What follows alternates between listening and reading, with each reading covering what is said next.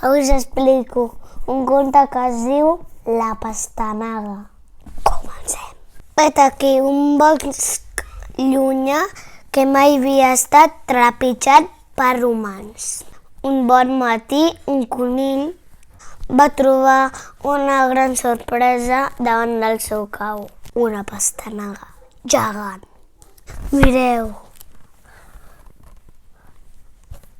què em puc fer d'aquesta pastanaga? Menjar-me-la, però si no tinc gana. El conill havia menjat molta herba. Tinc una idea, li portaré a l'àliga que ha tingut aligons. No pot sortir gaire del niu. Li portaré aquesta pastanaga com a regal. Així va ser com la pastanaga va acabar dalt de la muntanya. Però es veu que l'àliga tampoc tenia gana. L'àliga i els seus aguilons estaven ben tips. Què puc fer amb aquesta pastanaga? Menjar-me-la, però si no tinc gana. Tinc una idea, li portaré el porc senglar que està refredat i no ha pogut sortir. L'amagatall del senglar era buit. Era aquí.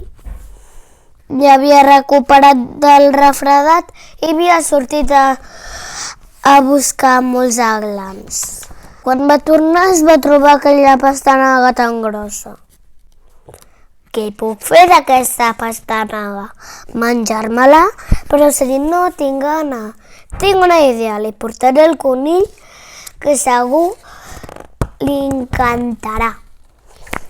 Com va a casa del conill? Per què no diu res? Que ens ho podem inventar. El conill es va trobar una gran sorpresa. Qui li devia haver portat potser un gran amic.